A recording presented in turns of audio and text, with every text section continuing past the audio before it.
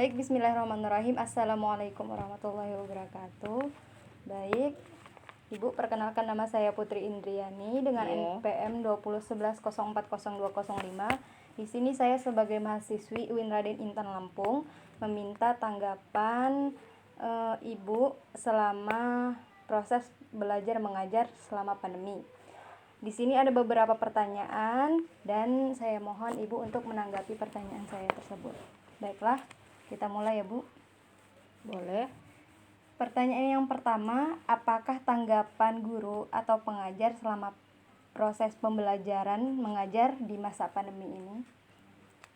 Tanggapan saya, Dek, dalam proses belajar mengajar selama pandemi ini kurang efektif dan efisien, dan ditambah lagi dengan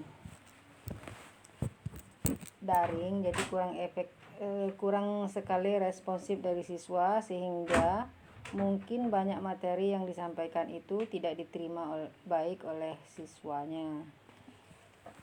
Baik, kemudian selanjutnya bagaimana cara mengatasi hal tersebut sehingga siswa bisa tetap belajar selama pandemi ini berlangsung? Dalam proses pembelajaran yang efektif sebenarnya secara langsung, namun terkendala dengan pandemi ini, kita dituntut bagaimana bisa menggunakan aplikasi ataupun teknologi yang ada untuk proses pembelajaran. Pengaplikasian dan inovatif seorang guru dalam mengelola dan mendesain bagaimana proses pembelajaran secara daring itu tidak membosankan dan menjenuhkan, sehingga bisa menggunakan kemajuan teknologi dengan baik. Baiklah, pertanyaan selanjutnya, apakah keuntungan siswa ataupun guru selama proses belajar mengajar di masa pandemi ini? Keuntungannya mungkin tidak terlalu banyak. Mungkin salah satu manfaat dalam proses pembelajaran selama daring, kita bisa lebih memanfaatkan dunia digital atau internet, sehingga bisa mengikuti perkembangan zaman yang ada baik untuk guru maupun siswanya. Baik, pertanyaan selanjutnya, hikmah apa yang bisa kita dapat dari proses pembelajaran selama pandemi ini? Hikmah yang dapat kita ambil dari ini adalah harus bisa menjaga kesehatan dan apa yang sudah diberikan Allah kepada kita. Diajarkan sebuah kesabaran, keikhlasan, dan untuk selalu bersyukur dengan kejadian yang sedang dialami. Karena dari itu, mungkin kita bisa menjadi suatu hal yang akan bermakna sekali dalam kehidupan.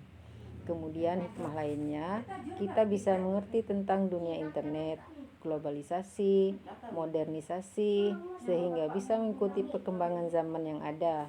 Namun harus tetap dalam konteks bahwa kita masih dalam dunia pendidikan, tidak lebih.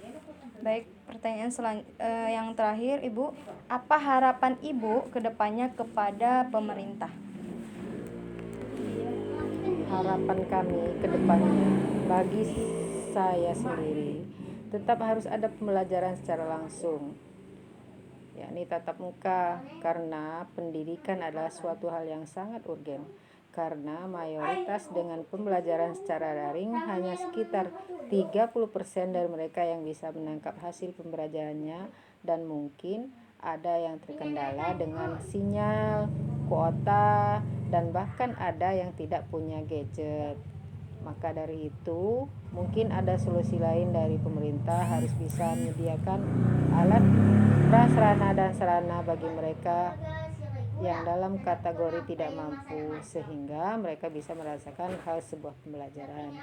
Karena jika generasi pada saat ini tidak tahu menahu tentang dunia pendidikan, itu adalah satu cara untuk menghancurkan negara yang menjadi tempat tinggal bagi mereka. Baik, terima kasih atas tanggapan yang telah Ibu berikan kepada saya. Saya harap bisa bermanfaat bagi saya dan semuanya. Saya akhiri, wassalamualaikum warahmatullahi wabarakatuh.